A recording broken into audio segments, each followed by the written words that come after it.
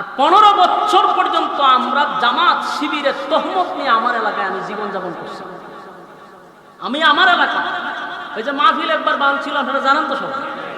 কেন জানেন? এই কিছু ফাতি নেতাদের কারণে আমার উপরে বিপদ আসছিল। এরা এসপির কাছে গিয়ে বলছে আমি জামাত করি, শিবির করি, ওসিকে বলছে আমি জামাত করি, শিবির করি।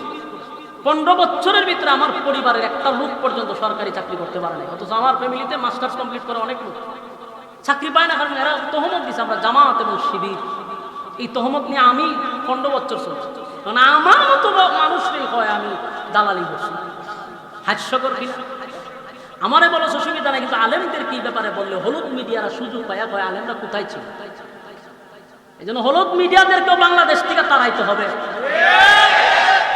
যেই সমস্ত মিডিয়াগুলো এখন আপনাদের সামনে মায়া কান্না দেখাচ্ছে, তারা আলেমদেরকে বাংলাদেশে সবচেয়ে বেশি খাটো করছে, তারা আলেমদেরকে জঙ্গি বলছে। আজকে এরা দেখি নিউজ করে, আমার শরীরে জ্বলে যখন এরা নিউজ দেখি। এই মিডিয়াগুলি আমি সাক্ষী, অসংখ্য মিডিয়া, সময় টিভি, 71 টিভি, আরো অনেকগুলা টিভি উলামায়ে কেরামদেরকে খাটো করার জন্য অনেক নিউজ করছে। এই জন্য সব আলেমরা বলবেন যে সব উলামায়ে কেরাম ছিল, এটা অস্বীকার করার কিছু নাই। আপনার এই সময়টা বলবেন না সময় টিভি মতো গাদ্দার এখনো কিভাবে নিউজ করে বাংলাদেশে। বয়কট করতে হবে। ওই সমস্ত ছাত্র ভাইদেরকে বলবো আপনারা এই সময় টিভি, 71 টিভিকে আপনারা বয়কট করেন, ডিবিসি সহ। এদের নিউজ আমরা অতীতে দেখছি। আল্লাহ আমাদের হেফাজত। তাদের মাঝখানে বসে কথা বলার যোগ্যতা আমার নেই, শুধু দোয়া নেওয়ার উদ্দেশ্যে কিছু কথা বলবো। আল্লাহ রাব্বুল আলামিন বলনেওয়ালাকে, শুননেওয়ালাকে সহিভাবে বলার এবং সহিভাবে শোনার তৌফিক দান করুন, আমিন। আমি আপনাদের সামনে কোরআনের 85 নম্বর সূরা, সূরা বুরুজের কয়েকখানা আয়াতে কারিমা তেলাওয়াত করছি। সূরা বুরুজ থেকে তেলাওয়াত করার উদ্দেশ্য হলো বর্তমান প্রেক্ষাপটের সাথে সূরাটার অনেকটা মিল আছে। এটা নাজিলের কারণ এবং এটার ভিতরে আল্লাহ কি কি কথা বলছেন প্রেক্ষাপটের সাথে খুব মিল খায়। এই জন্য আমি এই সূরাটা আপনাদের সামনে তেলাওয়াত করছি। সূরা বুরুজ নাজিল হয় মক্কাতুল মুকাররমায়। তার বিশেষ একটা প্রেক্ষাপট ছিল।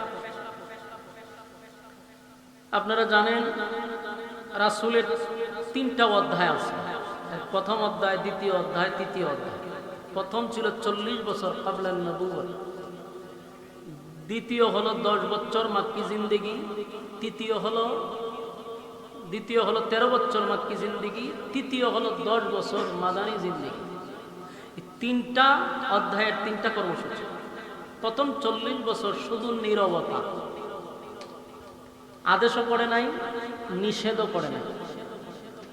আর পরের 13 বছর একতরফা একচাটিয়া নির্যাতন সহ্য করা। কথা বুঝতেছেন? একতরফা শুধু নির্যাতন সহ্য করছে।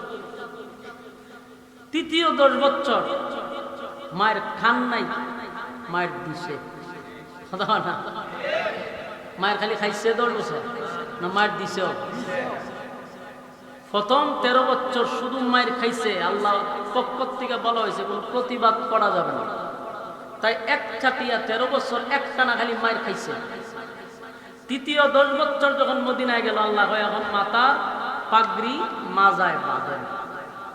বহুত মায়ের খাইছেন। এখন যা সামনে আইব খালি কুবা শামসুর মতো কুবাইবে, ঠিক কিনা? ছাত্র আন্দোলনের মতো 15 বছর খালি একতরফা শাসন চলছে, একতরফা নির্যাতন চলছে। কারণে অকারণে মানুষকে গুম হত্যা করছে এই মাফিয়া সরকার। 15 বছর মানুষ কি আতঙ্কে ছিল কল্পনাও করতে পারবে না। ইসরায়েলকে পর্যন্ত হার মানাইছে।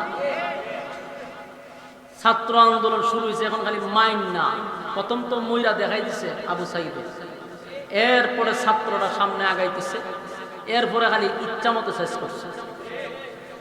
এই জন্য রাসূল সাল্লাল্লাহু আলাইহি সাল্লামের 3টা অধ্যায় থেকে আমরা জানতে পারছি, প্রথম নীরব, এরপরে শুধু মায়ের খাইছে, ধৈর্য ধারণ করছে, এরপরে সাইজ করছে। তো এই সূরা বুরুজ নাজিল হয় মক্কাতুল মুকাররমায়, যখন সাহাবায়ে কেরাম নির্যাতিত, নিপীড়িত, লাঞ্ছিত, অপমানিত। বঞ্চিত, জায়গায় জায়গায় সাহাবায়ে কেরাম মাই খেতেছে। খাওয়ার উদ্দেশ্য কি? একটাই কারণ, তারা লা ইলাহা ইল্লাল্লাহ, এক আল্লাহর উপরে ঈমান আনার কারণে এটাই তাদের অপরাধ।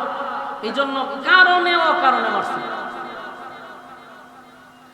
সরকার পতনের এক সপ্তাহ আগে আমি আমার মাদ্রাসার জুমার বয়ানে বলছিলাম যে ফেরাউন কিভাবে দেশ চালাইছে।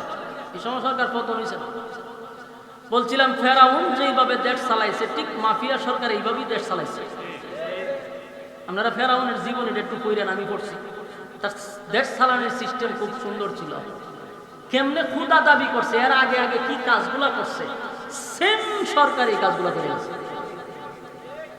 তো নির্যাতন আর নিপীড়ন যখন মক্কাতে চলছিল, সাহাবায়ে কেরাম রাসূলকে দেখতেই বলতো, হুজুর আর কত সহ্য করব, আল্লাহকে বলেন যেন সাহায্য করে। নির্যাতনের এক পর্যায়ে আল্লাহ রাব্বুল আলামিন সূরা বুরুজ নাজিল করে তাদেরকে সান্ত্বনা দেয়। এই সূরা বুরুজের ভিতরে 4টা কসম আছে। বলুন কয়টা কসম? 4টা কসম। 4টা কসম করছে আল্লাহ। এরপরে রব্বি কারীম জালেমদের ব্যাপারে কঠোর কথা বলছেন। কয়টা কসম ভাইয়া? 4টা কসম করার পরে জালেমদের ব্যাপারে আল্লাহ কথা বলছে। তাহলে জালেমরা এখনই ছিল না, আগেও আছে। এই জালেম অনেক আগের থেকে, জালেম এখন থেকে না।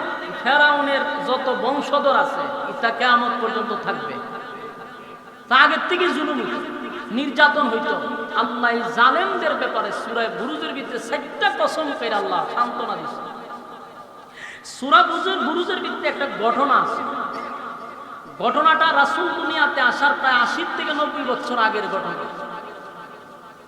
এই ঘটনাটা শুনাইয়া তখন তার সাহাবায়ে কেরামদেরকে ইমানি জজবা আরো বাড়ল, সান্ত্বনা দিল। এখন আসুন এই সূরার ভিতরে ঘটনাটা কি এটা আমরা শুনবো ইনশাআল্লাহ। এবং 4টা কসম আল্লাহ জালেমদের ব্যাপারে করছে। আল্লাহ সূরা বুরুজে সর্বপ্রথম বলেন, যখন নির্যাতিত মুসলমানদেরকে সান্ত্বনা দেওয়ার জন্য রব্বে কারীম সূরা বুরুজ নাজিল করে বলেন, ওয়াস-সামাই যাতিল বুরুজ। আল্লাহ বলেন কসম মজবুত দুর্গ বিশিষ্ট আকাশে। আকাশ দিয়ে দেখতেছি আমরা, এগুলার কসম করছে আল্লাহ। নক্ষত্রের কসম করছে। এই আকাশের কসম করে নক্ষত্রের কসম করছে রব্বে কারীম। আল্লাহ তার সৃষ্টির কসম করছে। কিন্তু মানুষ আমরা সৃষ্টির কসম করতে পারবো না, এটা জায়েজ নাই। আল্লাহ সৃষ্টির কসম করছে।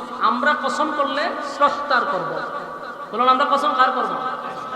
আমরা যদি কই আমার বাড়ির কসম, গাড়ির কসম, এরকম কসম হয় না আমাদের দেশে? কসমটা কেন পড়ে আমার বলে? কসম করার উদ্দেশ্য ছিল তার কথার ওজন বাড়াইতে চায়। কথা এখন ঠিক না? যারা দেখবেন বেশি মিথ্যা কথা বলে, এরা কথায় কথায় কসম করে বেশি। এটা হলো মিথ্যাবাদীদের লক্ষণ। কেন কসম করে? কারণ এর কথা মানুষের বিশ্বাস হয়। এর নিজেও জানে যে আমার কথা মানুষের কাছে গ্রহণযোগ্য। এর তো কথা বিশ্বাস করে কি, তখন দেখবেন কথায় কথায় কসম করে। কসম কি? ভাই আমার বাড়িটার কসম, আমার গাড়িটার কসম, আমার বাচ্চা কাচ্চার কসম। এর বড় যদি কেউ বিশ্বাস না করে তখন হয় আমার মরা বাপের কসম। এরকম কসম আপনার এলাকাতে আছে না? এ মরা বাপের কসমটা বন্ধ করে কেন? তার কথার ওজন বাড়াইবার জন্য। দেখবেন মানুষ কসম করার সময় কোনো সস্তা জিনিসের কসম করে না। হে যতটুক পারে তার সবচেয়ে দামি জিনিসটার কসমটা করে। বাস্তব না বাস্তব? জীবনে কোনো মানুষ যেন কইতে যে আমার জুতার কসম কইছে, হ্যাঁ এটার কোনো দাম নাই, জানে যেটা বলে মাঝে বিশ্বাস করতে, এই জন্য সবসময় দামি কসম করে। তো মানুষ কসম বিভিন্ন বস্তুর করে, এগুলো জায়েজ না। মানুষ কসম করবে কার নামে? আল্লাহ। কারণ মানুষ তো কসম করে তার ওজন বাড়াবে না। আল্লাহ কসম করলেন কেন? ওজন বাড়াবে না। রব্বে কারীম কসম করছে আমাদের খাসলতের কারণে। কারণ আমরা কসম না করলে কতটা গুরুত্ব দিই না। এই জন্য আল্লাহ কসম করছে আমাদের খাসলতের কারণে। আল্লাহর কথার এমনি দাম, এমনি ওজন। এরপরে কসম করলেন, তাহলে কথাটা কত গুরুত্ব! সুবহানাল্লাহ, একটা না, চারটা কসম। والسماء ذات البروج واليوم الموعود। আল্লাহ বলেন والسماء ذات البروج, আকাশের কসম, নক্ষত্রের কসম, তারকার কসম করছেন। দ্বিতীয় আয়াত আল্লাহ বলেন কিয়ামত দিবসের কসম, যেদিন বিচার করা হবে, যেদিন মানুষকে মালিক ইয়াউমিদ্দিন, যেদিন আল্লাহ নিজে বিচারক হবেন, সেদিন আল্লাহ অপরাধীদেরকে যেদিন দাঁড় করাবে, পুনরায় জীবিত করে যেই মাঠে দাঁড় করাবে, সেই দিনের কসম করছে। কথা কি বুঝতেছেন? আল্লাহ নিজে এক সময় বিচারক। বলুন, ওই বিচারকে আমরা বাংলাদেশের বিচার হইব? কথা হয় না? বাংলাদেশের বিচার, আল্লাহ নিজে বিচার। আল্লাহ বলেন সেই কিয়ামত দিবসের কসম। এরপরে বলেন ওয়াশাহিদিন ওয়া মাশহুদ। আল্লাহ বলেন আরাফার কসম, জুমার দিনের কসম। যে দিনটা ঘুরে ঘুরে আসে এটা হলো জুমার দিন, আর আরাফার দিনের কসম। ওয়াশাহিদিন ওয়া মাশহুদ, এর দুইটা কসম। আগে 3 আয়াতে 3 কসম, আর এই আয়াতে 2 কসম। আগের 2 আয়াতে 2 কসম, এই আয়াতে 2 কসম। তাহলে কয়টা কসম হলো? 4টা। প্রথম আয়াতে 1 কসম, দ্বিতীয় আয়াতে 1 কসম, আর ওয়াশাহিদিন ওয়া মাশহুদ এই আয়াতে 2 কসম। তাহলে 4টা কসম। এই 4 কসম করার পর আল্লাহ কি বলেন শুনুন। কুতিলা আসহাবুল উখদুদ। 4টা কসম করে আল্লাহ বলেন গর্ত খননকারীর উপরে আমি আল্লাহর অভিশাপ, মানে জালেমদের প্রতি আমি আল্লাহর অভিশাপ। বলুন, জালেমদের প্রতি কার অভিশাপ? আল্লাহ বলেন জালেমদের প্রতি আমি আল্লাহর অভিশাপ। যারা জালেম, যারা গর্ত খননকারী, তাদের উপরে আল্লাহ স্বয়ং অভিশাপ দিচ্ছে। বাসার সূরা আছে কথা ভিন্ন দিন। মাফিয়া সরকার 2041 বলছিল, তসবিহ জপছে যে 41-এর আগে আল্লাহ তাআলা, কিন্তু আল্লাহ হয় তোদের উপরে আমি আল্লাহর অভিশাপ। কুতিলা আসহাবুল উখদুদ, তোরা গর্ত খননকারী, তোদের উপরে আমি আল্লাহর অভিশাপ। কল্পনা করছে শেখ হাসিনা যে গদ্দির তেলামন লাগবো। আগের দিন পর্যন্ত কি পাওয়ার দেখাইছে, পতনের দিনও পাওয়ার দেখাইছে। পতনের দিনও শত শত ছাত্রের বুকে পাখির মতো গুলি করে মারছে। সে ভাবে নাই যে 41 পর্যন্ত তা কমিটা চিন্তা আছে, কিন্তু সকাল বেলার ধনী, সন্ধ্যা বেলার ফকির। শেখ হাসিনা এরকম হয়েছে, সকালে আসেন ধনী, বিকাল বেলায় 45 মিনিটের আলটিমেটাম, ওই তাকেন আঙ্গলে যান, শেষে বাকছে। ঠিক তো আল্লাহ বলেন কুতিলা আসহাবুল উখদুদ, জালেমদের প্রতি আমি আল্লাহ অভিশাপ, গর্ত খননকারীর উপরে আমি আল্লাহর অভিশাপ। এখন এখানে গর্ত খননকারীর উপরে অভিশাপ, গর্তটা খনন করলো কে, এটা আমাদের জানা দরকার। কথা হয় না দি? এই ঘটনাটাই এই সূরার ভিতরে একটা ঘটনা আছে, এটা আপনাদের সামনে উপস্থাপন করব যদি আল্লাহ তৌফিক দেয়। এরপর আল্লাহ বলেন আন্নারি যাতিল ওয়াকুদ, যে গর্তে দাউ ধাউ করে আগুন জ্বলছিল। কোন গর্তে আগুন দাউ দাউ করে জ্বলছিল সেটা সামনে আলোচনা হবে ইনশাআল্লাহ, তবে খালি শুধু হেডলাইনগুলো মুখস্থ রাখবেন। আন্নারি যাতিল ওয়াকুদ, যে গর্তে দাউ দাউ করে আগুন জ্বলছিল। ইযহুম আলাইহা কুউদ, যখন তারা সেই গর্তের কিনারায় বসেছিল, কারা বসেছিল সেটাও আপনাদেরকে সামনে বলা যাবে। এরপর আল্লাহ বলেন ওহুম আলা মা ইয়াফআলুনা বিল মুমিনিনা শুহুদ, ঈমানদারের সাথে তারা যা করেছিল সেটা তারা দেখেছিল। কি করেছিল, কি দেখেছিল, সামনে আলোচনা হবে ইনশাআল্লাহ। এরপর আল্লাহ বলেন ওমা নাকামু মিনহুম ইল্লা আন ইউমিনু বিল্লাহিল আজিজিল হামিদ, ঈমানদারের সাথে তাদের কোনো শত্রুতা ছিল না। একটাই শত্রুতা, কেন তারা ঈমান আনলো এক আল্লাহর উপর। বলুন, ঈমানদারের সাথে শত্রুতা কি? ওই যে এক আল্লাহর উপর ঈমান আনছে, এটাই তাদের শত্রুতা। আল্লাহ রাব্বুল আলামিন বলেন ঈমানদারের সাথে তাদের অন্য কোনো বিষয় ছিল না। বিষয় একটাই, কেন তারা ঈমান এনেছে। الذي له ملك السماوات والأرض والله على كل شيء شهيد। তিনি আকাশ ও পৃথিবী, যিনি আকাশ এবং পৃথিবী সৃষ্টি করছেন সেই আল্লাহ বলেন, আকাশ আর পৃথিবী সৃষ্টি করছি সেই আল্লাহ সব দেখছে। যিনি আকাশ জমিন সৃষ্টি করছেন সেই আল্লাহ দেখছে কিনা? কথা ভিন্ন। 15 বছর যে জুলুম আর নির্যাতন হয়েছে আল্লাহ দেখছিল কিনা? কথা হয় না। রাতের গভীরে গিয়ে একজন ফাঁসির কাষ্টের আসামিকে নিজ হাতে জবাই করা, সেটা আল্লাহ দেখছিল? দেখছে। মানুষকে কারণে অকারণে আপনি গুম করছেন, হত্যা করছেন, আয়না ঘরে বন্দী করে রাখছেন, সেটা কি আল্লাহ দেখে নাই? এমন ভয়াবহ নির্যাতনের কথা এক একটা ভাবে বাইরে আসতেছে, যা শরীরের লোম দাঁড়ায় যায়। সর্বনাশ সর্বনাশ, ভয়াবহ পরিস্থিতি বাংলাদেশে হয়ে গেছে। উলামায়ে কেরামদেরকে কারণে অকারণে নির্যাতন করা হয়েছে। টুপি দাড়ির প্রতি মানুষের বিদ্বেষ তৈরি করা হয়েছে। আলেমদেরকে মানুষের কাছে ছোট করার জন্য বিভিন্ন ভাবে কেলেঙ্কারিতে জড়াইছে। কারণ আলেমদেরকে মানুষ যেই মহব্বতটা করত, আলেমদের প্রতি মানুষের যে সম্মান আর ভক্তি আর শ্রদ্ধা, এই জায়গাটার থেকে সরানোর জন্য বাংলাদেশের অসংখ্য আলেমদেরকে বিভিন্ন ভাবে হেউ করার জন্য নাটক সাজানো হয়েছে। শাইখুল হাদিস ইবনে শাইখুল হাদিস বলছেন যে শুধুমাত্র আমাকে পাবলিকের কাছ থেকে, সাধারণ মানুষের কাছ থেকে দূরে সরানোর জন্য এই নাটক করছে তারা। এরকম তো একজন না, শত শত আলেম ওলামা। ওই যে আল্লাহ কয় আমি সব দেখেছি, আল্লাহ কি কয়? আমি সব দেখছি। জালেমদের প্রতি আমি আল্লাহর অভিশাপ। আপনি মনে করছেন আপনি আকাম কুকাম করবেন, কেউ জানতো না? সব জানে। কিন্তু আপনার ভয়ে মানুষ আতঙ্কে ছিল, কিছু বললেই তো নাই। সম্মানিত শুধু এই জন্য আমি আপনাদের কাছে, যারা উঠতি বয়সী আমাদের বায়েরা আছেন, মাদ্রাসায় পড়ুয়া অনেক কিবোর্ড মুজাহিদর আছে, তাদের হাতে পায়ে ধরে বলি, বিভিন্ন আলেমদের ব্যাপারে কথা বললেন না যে আপনারা কোথায় ছিলেন। এই কথাটা অন্তত পক্ষে আপনারা বললেন না, কারণ সব আলেমরাই ছিল কিন্তু সবকিছু প্রকাশ করে নাই জালেম শাসকের কারণে। সবাই ছিল, আপনারাই যদি ফেসবুকে লেখেন আপনি কোথায় ছিল, তাহলে ওই যে হলুদ মিডিয়ারা কি করবে? আজকে দেখেন না, অসংখ্য ছাত্ররা শাহাদাত বরণ করছে, মিডিয়া এটা প্রচার করে না।